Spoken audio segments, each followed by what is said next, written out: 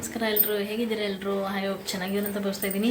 So Ugadi special ಹೊಸದಕ್ಕೂ special ಸ್ವಲ್ಪ ಅಡುಗೆಗಳನ್ನ ಮಾಡೋಣ ಅಂತ ಹೇಳ್ಬಿಟ್ಟು ತುಂಬಾ ವೆರೈಟೀಸ್ ಏನು ಮಾಡೋಕ್ಕೆ ಹೋಗಲಿಲ್ಲ. ಸಿಂಪಲ್ಲಾಗಿ ಒಂದು 4 to 6 ಐಟಮ್ಸ್ ಮಾಡಿದ್ದೀನಿ. ಸೊ ಅದನ್ನು ನಿಮ್ಮ ಜೊತೆ ಶೇರ್ ಮಾಡ್ಕೊಳ್ಳೋಣ ಅಂತ ಹೇಳ್ಬಿಟ್ಟು ಬ್ಲಾಗ್ ಮಾಡ್ತಾಯಿದ್ದೀನಿ. ಸೊ ಫುಲ್ ರೆಸಿಪೀಸ್ ಏನು ತೋರ್ಸೋಕೆ ಹೋಗಿಲ್ಲ, ಯಾಕಂದರೆ ವೀಡಿಯೋ ಲಾಂಗ್ ಆಗುತ್ತೆ, ಎಡಿಟಿಂಗ್ ಮಾಡೋಕ್ಕೂ ಟೈಮ್ ಇರೋಲ್ಲ. ಶಾರ್ಟಾಗಿ ಏನೇನು ಮಾಡಿದ್ದೆ ಅಂತ ನಿಮ್ಮ ಜೊತೆ ಶೇರ್ ಮಾಡ್ಕೊತೀನಿ. ಸೊ ವೀಡಿಯೋನ ಪೂರ್ತಿಯಾಗಿ ನೋಡಿ. ನಿಮ್ಗೆ ಏನಾದರೂ ವೀಡಿಯೋ ಇಷ್ಟ ಆದರೆ ಲೈಕ್ ಮಾಡಿ, ಶೇರ್ ಮಾಡಿ, ನಿಮ್ಮ ಅನಿಸಿಕೆ ಅಭಿಪ್ರಾಯ ಕಮೆಂಟ್ ಮಾಡಿ ಅಂತ ಹೇಳ್ತಾ ಚಾನಲ್ನ ಸಬ್ಸ್ಕ್ರೈಬ್ ಮಾಡ್ಕೊಳ್ಳೋದು ಮರಿಬೇಡಿ. ಸೊ ಸಬ್ಸ್ಕ್ರೈಬ್ ಮಾಡ್ಕೊಳ್ಳಿ ಅಂತ ಹೇಳ್ತಾ ಬನ್ನಿ ವಿಡಿಯೋ ಸ್ಟಾರ್ಟ್ ಮಾಡಬೇಡ. ಸೊ ಏನು ಮಟನಿಂದ ಶುರು ಮಾಡ್ತಿದ್ದಾನೆ ಅಂದರೆ, ಸೊ ನಾನ್ ವೆಜ್ ಸ್ಪೆಷಲ್ ಅಲ್ವಾ ಹೊಸದೊಡ್ಕಲ್ಲಿ ನೋಡ್ತಿರ್ಬೋದು. ಮಟನ್ನು ಚಿಕನ್ ಎಲ್ಲ ತೊಳೆದು ಕ್ಲೀನಾಗಿ ಇಟ್ಕೊಂಡಿದ್ದೀನಿ. ಸೊ ಇದರಲ್ಲಿ ಸುಮಾರು ಒಂದು 4 to 5 ವೆರೈಟಿ ಮಾಡೋಣ ಅಂತ ಅಂದ್ಕೊಂಡಿದ್ದೀನಿ. ಸೊ ಯಾರೂ ನೆಂಟ್ರನ್ನ ಬರೋಕ್ಕೆ ಹೇಳಿಲ್ಲ. ಸದ್ಯಕ್ಕೆ ಶಾಂತಮ್ಮ ಒಬ್ಬರೇ ನಮ್ಗೆ ನೆಂಟರು. ಜಾಸ್ತಿ ರೆಸಿಪೀಸ್ ಏನು ನಾನು ಫುಲ್ ಡೀಟೇಲಾಗಿ ತೋರ್ಸೋಕ್ಕೆ ಹೋಗ್ತಾಯಿಲ್ಲ. ನೀವು ನೋಡ್ತಿರ್ಬೋದು ಇಲ್ಲಿ ಎಷ್ಟು ಯಮ್ಮಿಯಾಗಿ ಮಟನ್ ಬಿರಿಯಾನಿ ರೆಡಿ ಆಗ್ತಿದೆ ಅಂದ್ಬಿಟ್ಟು. ಸೊ ತುಂಬ ಅಂದರೆ ತುಂಬ ಟೇಸ್ಟಿಯಾಗಿತ್ತು. ಇದು ರೆಸಿಪಿ ಬೇಕಂದರೆ ಯಾರಿಗಾದ್ರೂ ಬೇಕಂದರೆ ಕಮೆಂಟ್ ಮಾಡಿ. ಇನ್ನೊಂದು ಸತಿ ಮಾಡಿದಾಗ 100% ಶೂಟ್ ಮಾಡಿ ತೋರಿಸ್ತೀನಿ. ಎಷ್ಟು ಚೆನ್ನಾಗಿತ್ತು ಟೇಸ್ಟ್ ಅಂದರೆ ಈಗಲೂ ನೆನೆಸ್ಕೊಂಡ್ರೆ ಎಡಿಟಿಂಗ್ ಮಾಡ್ತಿದ್ದಾಗ ಬಾಯಲ್ಲಿ ನೀರು ಬರುತ್ತೆ, ಅಷ್ಟು ಸಖತ್ತಾಗಿತ್ತು ಟೇಸ್ಟು.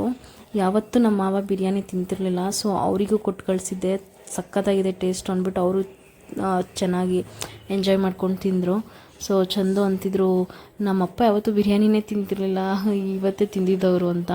ಇದು ನೋಡ್ತಿರ್ಬೋದು, ಈ ಕಡೆ ಎಲ್ಲ ಸ್ವಲ್ಪನೇ ಮಾಡಿರೋದು. ಇದು ನೋಡ್ತಿರ್ಬೋದು ನೀವು, ಬೆಳ್ಳುಳ್ಳಿ ಕರಿಬೇವಿಂದು ಪೆಪ್ಪರು ಹಾಕಿ ಚಿಕನ್ ಫ್ರೈ ಮಾಡಿರೋದು. ಸೊ ಇದಕ್ಕೆ ಮತ್ತು ಇದು ತುಪ್ಪ ಗೀ ಹಾಕ್ಬಿಟ್ಟು. ಸೊ ಎಷ್ಟು ಸಖತ್ತಾಗಿತ್ತು ಟೇಸ್ಟ್ ಅಂದರೆ ಇದು ಕರಿಬೇವಿನ ಸೊಪ್ಪಿಂದು ಚಿಕನ್ ಫ್ರೈ ಅಂತಲೇ ಹೇಳ್ಬೋದು ಇದಕ್ಕೆ. ಮತ್ತು ಈಗ ನೋಡಿ, ಈಗ ಬಿರಿಯಾನಿ ಹೆಂಗಾಗಿದೆ ಅಂದ್ಬಿಟ್ಟು ಎಲ್ಲ ಕ್ಲಿಪ್ಪಿಂಗು ನಿಮಗೆ ಮಿಕ್ಸ್ ಮಾಡಿಬಿಟ್ಟಿದ್ದೀನಿ.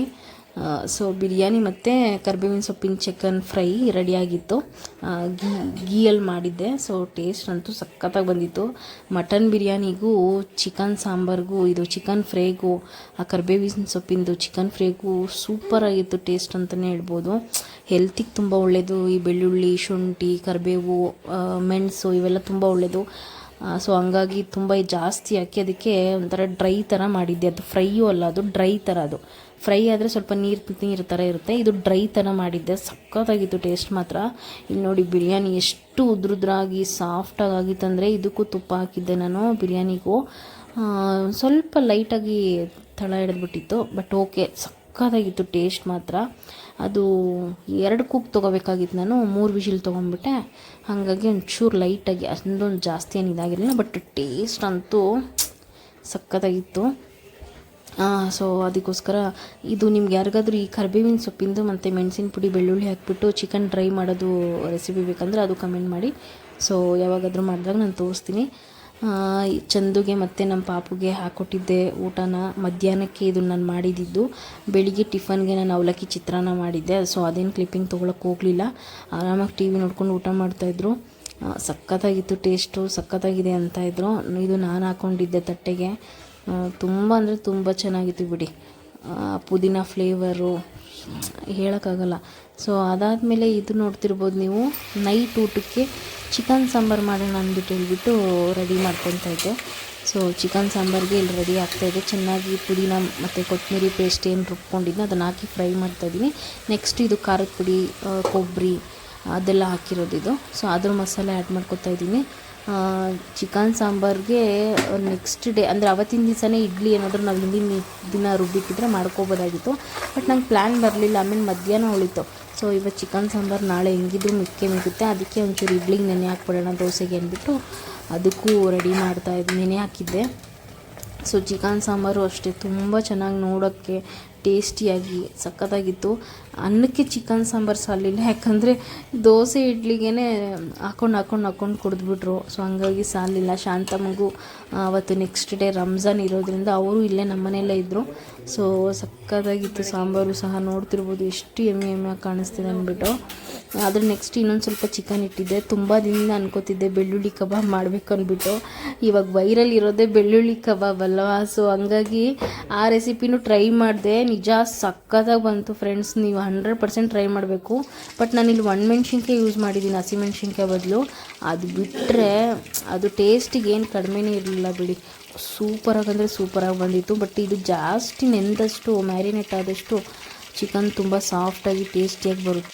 ಚಂದ್ರು ಸರ್ ಹೆಂಗೆ ಹೇಳಿದ್ರೋ ಹಾಗೆ ಟ್ರೈ ಮಾಡಿದ್ದೆ. ಕಾರ್ನ್ಫ್ಲೋರು, ಕಡಲೆ ಹಿಟ್ಟು, ಅಕ್ಕಿ ಹಿಟ್ಟು, ಒಂದು ಮೊಟ್ಟೆ ಎಲ್ಲ ಹಾಕ್ಕೊಂಡು ನಿಜವಾಗ್ಲೂ ಟೇಸ್ಟ್ ಅಂತೂ ನ್ಯಾಚುರಲಾಗಿ ಏನು ಕಲರ್ ಏನಿಲ್ಲ, ಆರಾಮಾಗಿ ಮನೇಲಿ ಮಾಡ್ಕೊಂಡು ತಿನ್ಬೋದು, ಮಕ್ಳಿಗೂ ಆರಾಮಾಗಿ ಕೊಡ್ಬೋದು.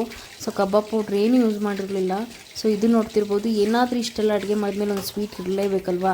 ಸೊ ಹಂಗಾಗಿ ನೈಟು ಶಾವಿಗೆ ಪಾಯಸ ಮಾಡಿದ್ದೆ. ತುಪ್ಪ, ಕೇಸರಿ, ಗೋಡಂಬಿ, ದ್ರಾಕ್ಷಿ ಎಲ್ಲ, ಹಾಲು ಎಲ್ಲ ಹಾಕ್ಬಿಟ್ಟು ಇದು ಸಖತ್ತಾಗಿತ್ತು ಟೇಸ್ಟ್ ಮಾತ್ರ. ಇದು ಒಂಚೂರು ಯಾವ ಅಡುಗೆನೂ ಮಿಕ್ಕಲಿಲ್ಲ, ಯಾವ ಅಡುಗೆನೂ ವೇಸ್ಟ್ ಆಗಲಿಲ್ಲ, ಎಲ್ಲ ಕರೆಕ್ಟಾಗಿ ಮಾಡಿದ್ದೆ. ಸೊ ನಮ್ಮ ಅತ್ತೆ ಮನೆಗೂ ಸ್ವಲ್ಪ ಕೊಟ್ಟು ಕಳಿಸಿದ್ದೆ, ಅವರು ತಿಂದರು. ಸಖತ್ತಾಗಿದೆ, ಚೆನ್ನಾಗಿದೆ ಅಂತ ಹೇಳಿದ್ರು. ಖುಷಿಯಾಯಿತು, ಯಾಕಂದರೆ ಅವ್ರ ಅಡುಗೆ ಚೆನ್ನಾಗಿದೆ ಅಂತ ಒಪ್ಕೊಳ್ಳೋದೇ ಕಷ್ಟ. ಸೊ ಬೆಳ್ಳುಳ್ಳಿ ಕಬಾಬ್ ಬಗ್ಗೆ ಅಂತೂ ಮಾತಾಡೋಂಗೆ ಇಲ್ಲ ಗುರು, ಅಷ್ಟು ಸಖತ್ತಾಗಿತ್ತು ಅಂತ ಹೇಳ್ಬೋದು. ಅದ್ರ ಮೇಲೆ ಇದು ಚಾಟ್ ಮಸಾಲ ಉದುರಿಸ್ಕೊಂಡು ಅಥವಾ ಪೆಪ್ಪರ್ ಪೌಡ್ರ್ ಉದುರಿಸ್ಕೊಂಡು ತಿಂತಾಯಿದ್ರೆ ನಿಜವಾಗ್ಲೂ ತಿಂತಾನೆ ಇರಬೇಕು. ಒಳಗಡೆ ಮೇಲ್ಗಡೆ ಎಲ್ಲ ಕ್ರಿಸ್ಪಿಯಾಗಿ, ಒಳಗಡೆ ಆಗಿ ಸಾಫ್ಟ್ನೆಸ್ಸು, ಜ್ಯೂಸಿ ಥರ ಏನು ಸಖತ್ತಾಗಿತ್ತು. ನಾರ್ಮಲ್ ನಾವು ಕಬಾಬ್ ಪೌಡ್ರ್ ಯೂಸ್ ಮಾಡಿದ್ರು ಹಂಗೆ ಬರೋಲ್ಲ ಬಿಡಿ ಟೇಸ್ಟು, ಅಷ್ಟು ಸಖತ್ತಾಗಿ. ಇನ್ಮೇಲೆ ನಾರ್ಮಲ್ ಕಬಾಬ್ ಮಾಡೋದೇ ಬೇಡ, ಬೆಳ್ಳುಳ್ಳಿ ಕಬಾಬೇ ಮಾಡೋಣ ಅಂತ ಡಿಸೈಡ್ ಮಾಡಿದ್ದೀನಿ. ಸೊ ಇಲ್ಲೊಂದು ಸ್ವಲ್ಪ ಫ್ರೂಟ್ಸ್ ಇತ್ತು, ಅದನ್ನು ಪಾಪಗೆ ಬಿಡಿಸ್ಕೊಡೋಣ ಅಂತ ಇದು ಮಾಡ್ತಿದ್ದೆ. ಅವಳಿಗೆ ಯಾಕೋ ಸ್ವಲ್ಪ ಮೋಷನ್ ಮಾಡೋದು ಇದಾಗ್ತಿತ್ತು. ಸೊ ಹಂಗಾಗಿ ಏಲಕ್ಕಿ ಬಾಳೆಹಣ್ಣು ತಂದು ಇಟ್ಕೊಂಡು ಕೊಡೋಣ ಅಂದ್ಬಿಟ್ಟು ಡೈಲಿ ಒಂದೊಂದು ಬಾಳೆಹಣ್ಣು ಕೊಡ್ತಾಯಿದ್ದೀವಿ. ಸೊ ಇದು ನೋಡ್ಬೋದು, ಇದು ನೆಕ್ಸ್ಟ್ ಡೇ ಮಾರ್ನಿಂಗು. ಆವತ್ತಿನ ಡೇ ನಾನು ಜಾಸ್ತಿ ವೀಡಿಯೋ ಮಾಡ್ಕೊಳಕ್ಕೆ ಹೋಗಲಿಲ್ಲ, ಯಾಕಂದರೆ ಪಾಪು ಕೈ ಬಿಡ್ತಾ ಇರಲಿಲ್ಲ. ಸೊ ಇದು ನೆಕ್ಸ್ಟ್ ಡೇ ಮಾರ್ನಿಂಗು ಟಿಫನಿಗೆ ಸ್ವಲ್ಪ ಹಿಟ್ಟು ತೆಗೆದಿಡ್ತಾ ಇದ್ದೀನಿ, ನೆಕ್ಸ್ಟ್ ಡೇ ದೋಸೆ ಹಾಕೊಳ್ಳೋಣ ಅಂದ್ಬಿಟ್ಟು. ಆದರೆ ನಾನು ಫುಲ್ಲು ಹಿಟ್ಟಿಗೆ ಉಪ್ಪು ಮಿಕ್ಸ್ ಮಾಡಲ್ಲ, ಒಂದು ಅರ್ಧ ತೆಗೆದಿಕ್ಬಿಡ್ತೀನಿ, ಇನ್ನೊಂದು ಅರ್ಧ ಅವತ್ತಿಗೆ ಎಷ್ಟು ಬೇಕೋ ಅಷ್ಟಕ್ಕೆ ಉಪ್ಪು ಮಿಕ್ಸ್ ಮಾಡಿಬಿಟ್ಟು ಇಟ್ಟುಬಿಡ್ತೀನಿ ನೈಟು. ಸೊ ಬೆಳಿಗ್ಗೆ ಎಷ್ಟರಲ್ಲಿ ಚೆನ್ನಾಗಿ ಸಂಪಣ ಉಬ್ಬಿರುತ್ತೆ. ಸೊ ಇಡ್ಲಿ ಮಾಡಿದ್ದೆ. ಇಡ್ಲಿ ಅಂತೂ ನಮ್ಮ ಚಂದು ಇಡ್ಲಿನೇ ತಿಂತಿರಲಿಲ್ಲ, ಬಟ್ ಇವಾಗ ಇಡ್ಲಿನೇ ಬೇಕು ಅಂತಾರೆ, ಯಾಕಂದರೆ ಅಷ್ಟು ಸಾಫ್ಟಾಗಿ ಮಾಡ್ತೀನಿ, ಮಲ್ಲಿಗೆ ಹೂವಿನ ಥರ ಇರುತ್ತೆ ಇಡ್ಲಿ. ಸೊ ಅವ್ರು ಇವಾಗ ಇಡ್ಲಿನ ಚೆನ್ನಾಗಿ ಇಷ್ಟಪಟ್ಟು ತಿಂತಾರೆ. ಸೊ ಅದೊಂದು ಖುಷಿ ನನಗೆ. ಸೊ ಇದು ಬೆಡ್ಶೀಟ್ ತೊಗೊಂಡಿದ್ದೆ ಫ್ಲಿಪ್ಕಾರ್ಟಲ್ಲಿ, ಯಾರಿಗಾದ್ರೂ ಬೇಕಂದರೆ ಲಿಂಕ್ನ ಕೇಳಿ ನಾನು ಕೊಡ್ತೀನಿ. ಅರೌಂಡು 380 ರುಪೀಸು, 400 ರುಪೀಸು ಚೇಂಜ್ ಇದು. ಆಲ್ರೆಡಿ ಯೂಸ್ ಮಾಡ್ತಾಯಿದ್ದೀನಿ, ಒಂದು 4-5 ಸತಿ ವಾಶು ಆಗಿದೆ, ಕಲರ್ ಅಂತೂ ಹೋಗಿಲ್ಲ. ಸಕ್ಕತ್ತಾಗಿದೆ ಬೆಡ್ಶೀಟ್ ಮಾತ್ರ, ಡಬಲ್ ಬೆಡ್ಶೀಟು. ಏನಂದರೆ ಜಾಸ್ತಿ ದೊಡ್ಡದಾಗಿ ಬರೋಲ್ಲ, ತುಂಬ ಚಿಕ್ಕದಾಗಿದೆ. ನಾನು ನೋಡ್ದಂಗೆ ವೀಡಿಯೋದಲ್ಲಿ ನೋಡ್ದಂಗೆ ಅಷ್ಟೊಂದು ದೊಡ್ಡದೇನಿಲ್ಲ. ಓಕೆ, ಬಜೆಟ್ ಫ್ರೆಂಡ್ಲಿ ಆಗಿದೆ, ತೊಗೋಬೋದು ಆರಾಮಾಗಿ. ಯಾರಿಗಾದ್ರೂ ಬೇಕಂದರೆ ರಿವ್ಯೂ ಇದು ಲಿಂಕ್ ಬೇಕಂದರೆ ಕೇಳಿ, ನಾನು ಡಿಸ್ಕ್ರಿಪ್ಷನಲ್ಲಿ ಹಾಕಿರ್ತೀನಿ. ಸೊ ನನಗೆ ಮತ್ತು ಮೇಲ್ಗಡೆ ಪದ್ಮಕ್ಕ ಅಂತಿದ್ರು. ಸೊ ಅವ್ರಿಗೆ ಇಬ್ಬರಿಗೂ ಒಂದೇ ಸತಿ ತರಿಸ್ಕೊಂಡ್ವಿ, ಒಂದೇ ಕಲರ್, ಸೇಮ್ ಕಲರು. ಬಟ್ ಅವ್ರದ್ದು ಯಾಕೋ ತುಂಬ ಸಲ ವಾಶ್ ಮಾಡಿದ್ದಾರೆ ಅನಿಸುತ್ತೆ. ನಮ್ಮದೇನು ಕಲರ್ ಹೋಗಿಲ್ಲ, ಬಟ್ ಅವ್ರದ್ದು ಒಂಚೂರು ಡಲ್ ಆದಂಗಿದೆ, ಇಲ್ಲ ಬಿಸಿಲಿಗೆ ಜಾಸ್ತಿ ಹಾಕಿದ್ರು ಏನೋ ಗೊತ್ತಿಲ್ಲ. ಒಟ್ಟಿನಲ್ಲಿ ನಮ್ಮದಂತೂ ಒಂದು 4 to 5 ಟೈಮ್ ವಾಶ್ ಮಾಡಿದ್ದೀನಿ, ಆದರೂ ಚೆನ್ನಾಗಿದೆ ಅಂತ ಹೇಳ್ಬೋದು. 2 ಪಿಲ್ಲೋ ಕವರು ಸಹ ಬಂದಿತ್ತು. ಸೊ ಹಂಗಾಗಿ ಆ ಬೆಡ್ಶೀಟ್ ರಿವ್ಯೂನು ನಿಮಗೆ ಕೊಟ್ಟಂಗಾಗುತ್ತೆ ಅಂದ್ಬಿಟ್ಟು ವಿಡಿಯೋ ಮಾಡಿಕೊಂಡೆ. ಸೊ ಐ ಹೋಪ್ ನಿಮ್ಗೆ ಈ ವಿಡಿಯೋ ಎಲ್ಲ ಇಷ್ಟ ಆಯಿತು ಅಂತ ಭಾವಿಸ್ತೀನಿ. ಸೊ ವಿಡಿಯೋ ಏನಾದರೂ ಇಷ್ಟ ಆಗಿದ್ರೆ ಗೊತ್ತಲ್ಲ, ಪ್ಲೀಸ್ ಒಂದು ಲೈಕ್ ಮಾಡಿ, ನಿಮ್ಮ ಅನಿಸಿಕೆ ಅಭಿಪ್ರಾಯ ಏನಿದೆಯೋ ಕಮೆಂಟ್ ಮಾಡಿ, ನಿಮ್ಮ ಫ್ರೆಂಡ್ಸ್ ಆ್ಯಂಡ್ ಫ್ಯಾಮಿಲಿಗೆ ನನ್ನ ವಿಡಿಯೋ ಶೇರ್ ಮಾಡಿ. ಆ್ಯಂಡ್ ನನ್ನ ಚಾನಲ್ನ ಸಬ್ಸ್ಕ್ರೈಬ್ ಮಾಡ್ಕೊಳ್ಳೋದು ಮರಿಬೇಡಿ, ಪ್ಲೀಸ್ ಸಬ್ಸ್ಕ್ರೈಬ್ ಮಾಡ್ಕೊಂಡು ಚಾನಲ್ನ ನೋಡಿ ಅಂತ ಹೇಳ್ತಾ ಈ ವಿಡಿಯೋನ ಇಲ್ಲಿಗೆ ಎಂಡ್ ಮಾಡ್ತಾಯಿದ್ದೀನಿ. ಸೊ ನಿಮ್ಮ ಅಮೂಲ್ಯವಾದ ಟೈಮ್ನ ನನಗೆ ನನ್ನ ವಿಡಿಯೋನ ನೋಡೋಕ್ಕೆ ಕೊಟ್ಟಿದ್ದಕ್ಕೋಸ್ಕರ thank you for watching. Love you all, bye, take care.